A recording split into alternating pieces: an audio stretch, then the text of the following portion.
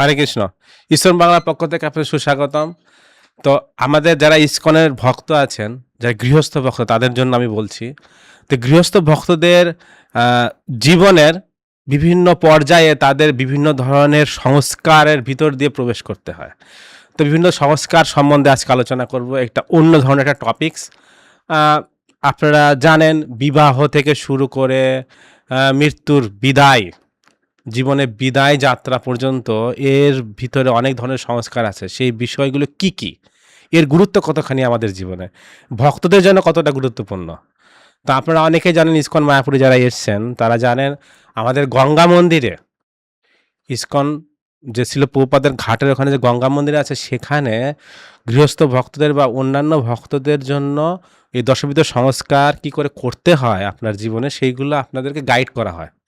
তো আজকে আমাদের মাঝে পেয়েছি সেই গঙ্গা মন্দিরেরই একজন অনেক সিনিয়র ভক্ত, এবং তিনি সাউথ ইন্ডিয়া থেকে এসছেন মায়াপুর ধামে। 2014 সালে তিনি মায়াপুরে এসছেন। তার আগে প্রায় 10 থেকে 15 বছর তিনি সাউথ ইন্ডিয়ায় ভক্তি করেছেন। সেখানে তার গুরুদেব শ্রীশ্রীমৎ জয়পতাকা গুরু মহারাজের আন্ডারে তিনি সাউথ ইন্ডিয়া সেবা করেছেন, কিন্তু মায়াপুরে এসছেন মায়াপুর ইনস্টিটিউটে ভক্তিশাস্ত্রী ভক্তি বৈভব হায়ার স্টাডির জন্য। সেখানে 2014 সাল থেকে তিনি এখানে আসেন, ধামে এসে এই বিভিন্ন শাস্ত্র নিয়ে উনি লেখাপড়া করেন। তারপর 2018 সালে গঙ্গা মন্দিরের কর্তৃপক্ষ প্রভুকে চান যেন তিনি গঙ্গা মন্দিরের বিভিন্ন ধরনের সংস্কার সব ভক্তদেরকে ফ্যাসিলিটি দেন। তাকে আমরা পেয়েছি, আমরা খুবই আনন্দিত। তো প্রভু হলেন শ্রীপাদ নন্দপ্রাণ প্রভু, সাউথ ইন্ডিয়া থেকে এসছেন। আমরা খুবই ভাগ্যবান প্রভুকে পেয়ে। আমরা এই দশবিধ সংস্কারের প্রত্যেকটা সংস্কার ডিটেলসে আমরা জানবো, যে প্রত্যেকটা সংস্কারে কতটা গুরুত্ব, কখন করতে হয়, কিভাবে করতে হয়, আপনাদের মানসিক প্রস্তুতি কি করতে হয়, কি কি জিনিস দ্রব্য কি লাগে, কোন সময়ে করতে হয়, কি তিথিতে করতে হয়, এসব বিষয় নিয়ে আমরা আলোচনা করব। তো আমি বাংলাতে বলবো। প্রভু যেহেতু সাউথ ইন্ডিয়া থেকে এসছেন, উনি বাংলাও বলতে পারেন অল্প অল্প, হিন্দিও বলতে পারেন। ওনার মাদার ল্যাঙ্গুয়েজ হলো ইংলিশ, তো উনি ইংলিশও বলবেন। আমি চেষ্টা করব প্রভু ইংলিশটাকে যতটা আমি পারবো ততটা বাংলায় বলার জন্য। তো নন্দবান প্রভুকে অনেক ধন্যবাদ আমাদের মাঝে আসার জন্য এবং এমন একটা গুরুত্বপূর্ণ টপিকস নিয়ে আজকে আলোচনা করার জন্য। প্রভু যদি আমাদেরকে একটু কৃপা করেন। Hare Krishna. So I'm happy to be here in Mayapur TV. So today topic is about it's a Dashavidha Samskara. Today we're going to discuss about Vivaha Samskara. বিবাহ সংস্কার। ওকে, মায়াপুর টিভিতে এসে এবং এই বিষয় নিয়ে যে বলছেন, তাতে করে উনি খুব খুশি। তো আজকে বিবাহ সংস্কার নিয়ে আলোচনা করবেন। তো আমি প্রতি লাইন বাই লাইনে ট্রান্সলেট করব না। কিছুক্ষণ পর পর প্রভু যতটা টপিকস বলবেন, সেটা আমি যতটা বুঝো ততটা আপনাদেরকে বাংলায় বলার চেষ্টা করব। Yeah. So Vivaha Samskara. Vivaha means like we can together meant for progressing in human life. So through this Vivaha Samskara, we can progress in human life, both with the husband and wife. So in the Shastra, Vivaha is recommended, that is, Putrarte Kriyade Bharya. For getting a son or child, we accept a wife. For getting a son, we accept a wife. Putrarte Kriyade Bharya. Putra Pinda Karma Prayojana. After death, there is a Pinda Karma, like a Chaitanya Mahaprabhu gone to Gaya for Yes. Pindadana Karma. Yes. So this is mentioned in the Shastras. There is after death, this is supposed to be done by the son or the child. So if we not get married, then how will we get a child? Yes. Therefore, in the Shastra, it is mentioned that Putrarte Kriyade Bharya Putra Pinda Karma Prayojana. That is one. Second, Punnama Naraga Trayate Idi Putra. Punnama Naraga. There is a hell called Punnama. The son who can save his father from that Naraga, that hell, he is called Putra. And if the son not able to save the father from that Naraga, the Putra considered to be Mutra. ওকে, প্রভু দুটো point নিয়ে আলোচনা করেছে। আমি একটু বলে দিই আপনাদেরকে ভিউয়ারদের বোঝার উদ্দেশ্যে। সেটা হলো যে বিবাহ করতে হবে পুত্রকে লাভ করার জন্য। কারণ যে স্বামী এবং স্ত্রী অর্থাৎ ছেলে এবং মেয়ে একত্রিত হবে একটা উদ্দেশ্য নিয়ে, সেটা হলো পুত্র লাভ করার জন্য। তো পুত্র লাভ করতে হলে কি করতে হবে? বিবাহ করতে হবে। পুত্র কেন লাভ করতে? পুত নামক নরক থেকে পিতাকে উদ্ধার করার জন্য। মানে পিণ্ডদান করার জন্য। যদি সে মৃত্যুর পরে পিণ্ডদান করা কেউ না থাকে, তাহলে পুত নামক নরক থেকে কি করে উদ্ধার করবে? সেজন্য পিণ্ডদান করার উদ্দেশ্য ১ নাম্বার। আর ২ নাম্বার বলা হচ্ছে যে একটা নরক আছে, যে নরক থেকে যে উদ্ধার করবেন, যদি সে পুত্র যদি না থাকে এবং পুত্র যদি উদ্ধার করতে না পারে পিতামাতাকে, তাহলে সে হলো মূত্রের সমান। So, so it is our duty to help our parents to go back to Godhead. So, for example, Prahlada Maharaj, after Narasimhadev killing Hiranyakashipu, then after that Narasimhadev pacified by the devotees and by Prahlada Maharaj. Then Narasimhadeva kept Prahlada on his lap and asked Prahlada, what do you want? What boon you want? So Prahlada Maharaj said, my dear Lord, I am not a businessman. I want only your service. But I am little worried about my father. He is a demon number one. So where he will be? How can we deliver him? That was the question.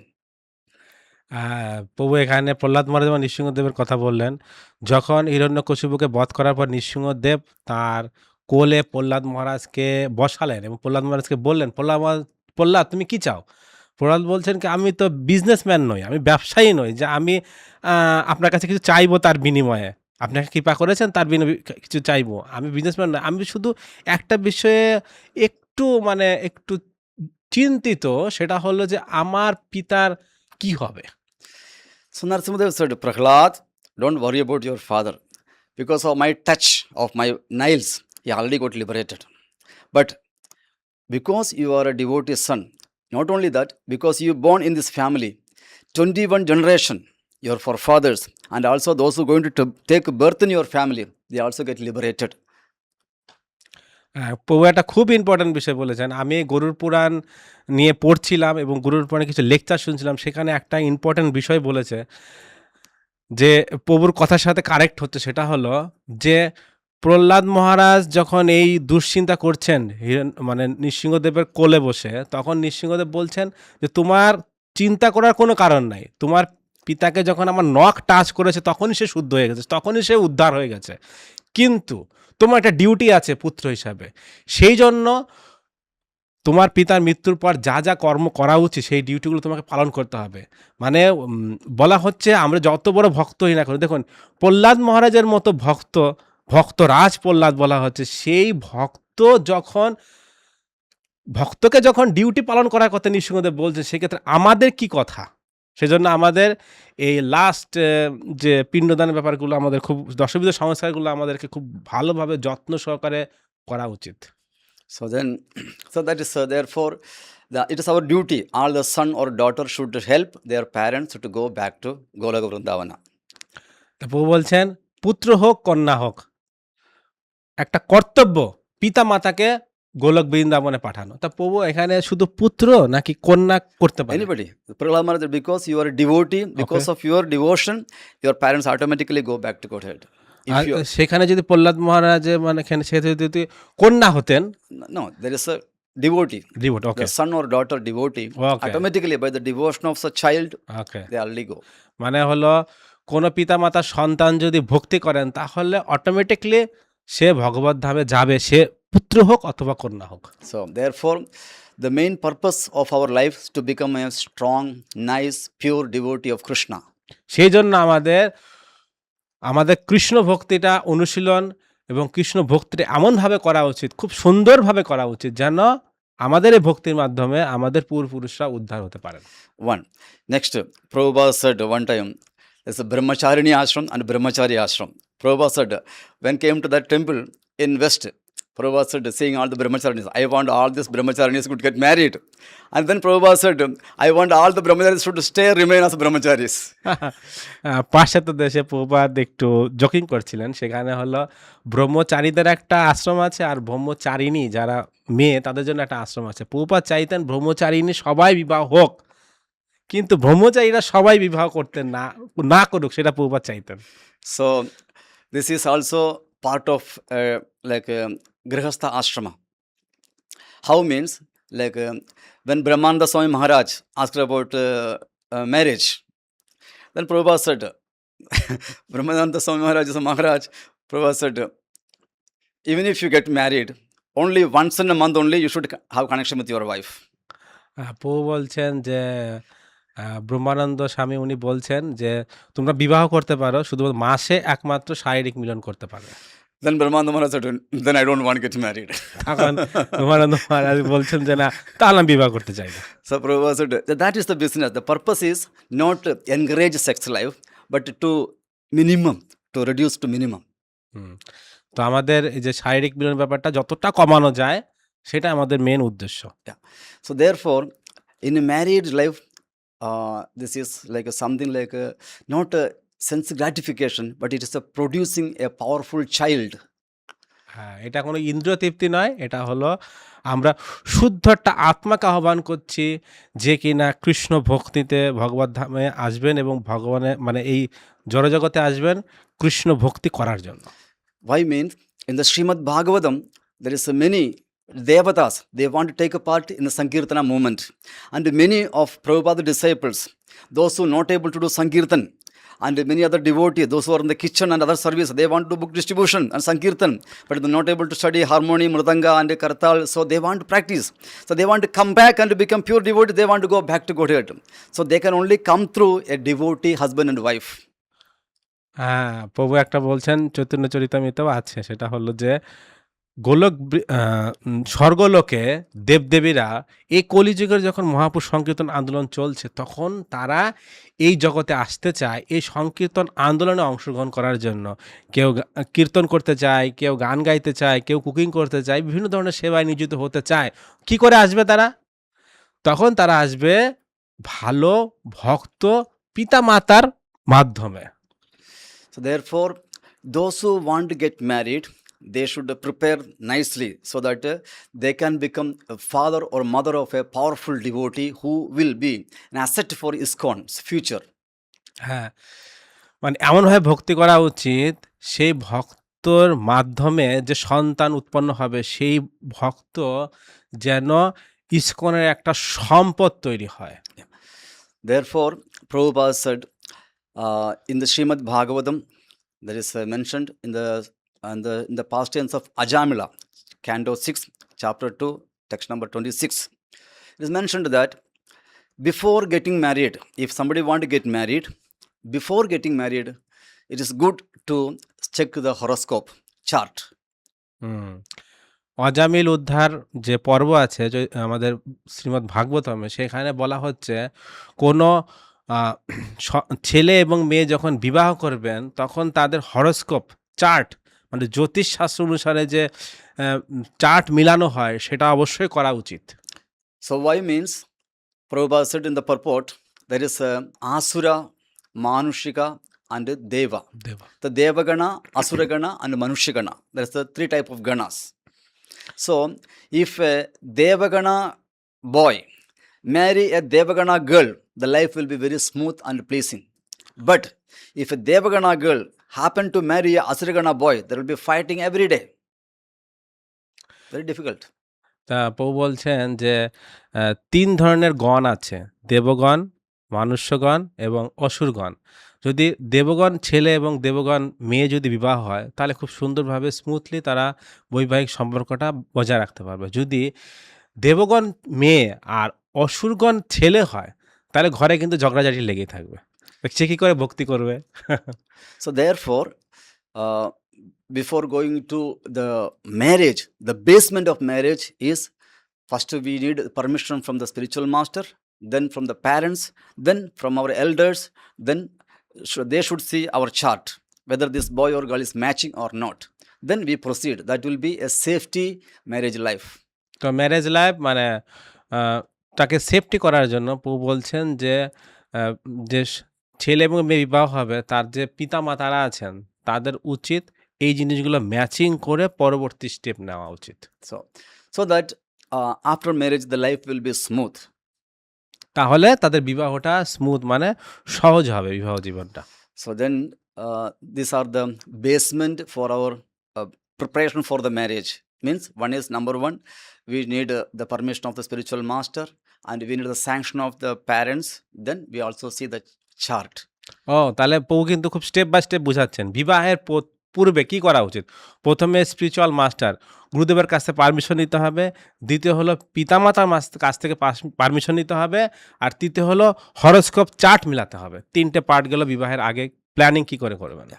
So then, next, vivaha, the main thing is in vivaha, samskara, that is, the husband and the wife have the good relationship.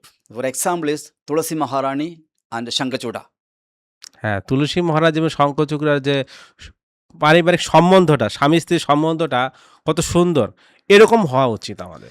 So because of Tulasi Maharani is so chaste, nobody able to defeat her husband Shankachuda. হ্যাঁ, মানে তুলসী মহারানী এমন একজন পতিব্রতা নারী ছিলেন, তার জন্য শঙ্খচূড়াকে কেউ বধ করতে পারবে না। So therefore, the backbone of family life is the chastity of the wife. স্ত্রীর তপস্যা ফ্যামিলির শক্তি হিসাবে কাজ করে। That one action will solve all problems. হ্যাঁ, যত সমস্যা আসে একটার মাধ্যমে সমাধান হয়ে যায়। So the example is Tulasi Maharani's life. তাহলে তার উদাহরণ হলো তুলসী মহারানীর জীবনী। So because Tulasi Maharani so respectful to her husband, she respecting her husband, and also she is serving husband like God, and she is always like obedient to her husband, seeing all the good qualities. Finally, even Krishna thought or Vishnu thought, I want this girl as my wife. তো একজন স্ত্রীর কেমন ব্যবহার করা উচিত স্বামীর প্রতি, তার স্বামীর প্রতি অনুগত থাকা উচিত, স্বামীকে ভগবানের মতো সেবা করা উচিত। হ্যাঁ, তাহলে সেই স্ত্রী কি করবে, পরিবারের মানে ব্যাকগ্রাউন্ড হিসাবে কাজ করবে। এবং কি তুলসী মহারানী এমনভাবে তার জীবনটাকে অতিবাহিত করেছিলেন যে ভগবান পর্যন্ত চেয়েছিলেন যে তুলসী আমার স্ত্রী হোক। Therefore, whatever husband we are going to get in our married life, we should understand this is the dummy Krishna. I practice here as serving Krishna. So this is like a duplicate Krishna I have now. So I will serve this boy, this man as my Krishna husband. So if I go to Dwaraka or Vrindavana or Golok Vrindavana, how will I serve Krishna there in Golok Vrindavana? So same attitude I serve here this human Krishna, or my husband Krishna. আচ্ছা, প্রভু বলতে চাইছেন স্বামী হলেন স্ত্রীর কাছে duplicate Krishna. মানে হলো আমি দ্বারকায় যেতে পারি, গোলক বৃন্দাবনে যেতে পারি, অথবা বৈকুণ্ঠে যেতে পারি, যেখানেই যাই না কেন সেখানে তো ভগবানের সেবা করব। কিন্তু আমার সামনে স্বামী রূপে যিনি এসছেন তাকে আমি কীরকম সেবা করতে পারবো সেটা বোঝাচ্ছে আমার ভগবানকে কীরকম সেবা করব, সেটা আমার স্বামীকে যেভাবে সেবা করব সেটা থেকে বোঝা যায়। So it's called like there is when we do like karate, kung fu, there is a sandbag they keep and they practice boom boom in that same way. Like we practice in that sandbag, and when somebody really come, we also boom on the face. আচ্ছা, আপনারা karate দেখেছেন, সেখানে কি হয় যখন ক্যারাটিতে ই করা হয়, মনে করেন কিছু ভাঙবে, বালির ব্যাগ, কিছু বালির ব্যাগ থাকে না, বালির ব্যাগের ভিতর ঘুষি মারে, বুম বুম করে ঘুষি মারে। কিন্তু যখন অ্যাকচুয়ালি যখন ব্যক্তিটা আসে, বালির ব্যাগটা তো প্র্যাকটিস করে, কিন্তু অ্যাকচুয়ালি যখন এই ব্যক্তিটা আসে তখন করে বুম করে মেরে সে ব্যক্তিকে উড়িয়ে দেয়। তার মানে হলো প্র্যাকটিস, মানে তার সামনে স্বামী এসছে, এই জন্মে বিবাহ করার মাধ্যমে যাকে স্বামী রূপে পেয়েছেন তাকে প্র্যাকটিস করছেন ভগবান রূপে, যখন ভগবান আসবেন তখন সেভাবে তাকে সেবা করবেন। So therefore, this is very important. The beginning, the basement of the understanding about the marriage life. Tulasi Maharani's life is very much like matching. If you are like to know more, you can also read or listen Tulasi Maharani past time. From this, we can understand about the chastity of the Mataji ladies. আচ্ছা, মাতাজিদের জন্য এই যে তুলসী মহারানীর যে আমরা কাহিনীটা বললাম, আপনারা যদি তুলসী মহারানীর জীবনী পড়েন তাহলে আপনাদের মেন্টালিটিটা তৈরি হবে কি করে তুলসী মহারানীর মতো ভগবানের সেবা বা তার স্বামীর সেবা করা যেতে পারে। তো আমরা আলোচনার পর্বের একটা অংশে পৌঁছে গেছি। পরবর্তী অংশে আমরা সেকেন্ড পার্টে বিবাহ সম্বন্ধে আরও কিছু অতিরিক্ত যে বিষয়গুলো আছে, আরও কিছু জানার বিষয়গুলো আছে, সেইগুলো নিয়ে আমরা আবার পরবর্তী ভিডিওতে আলোচনা করব। This is only Hare Krishna. basement. This is only basement. হ্যাঁ, এটা হলো বেসমেন্ট। প্রভু বলছেন Foundation. বিবাহের পূর্বে মানে মেন্টালি রেডি হওয়া, একটা ছেলে এবং মেয়ে মেন্টালি কি করে রেডি হবে সেটা নিয়ে আলোচনা হলো। পরবর্তীতে আরো ডিটেলস আমরা আলোচনা করব। Yes. হরে কৃষ্ণ। Hare Krishna.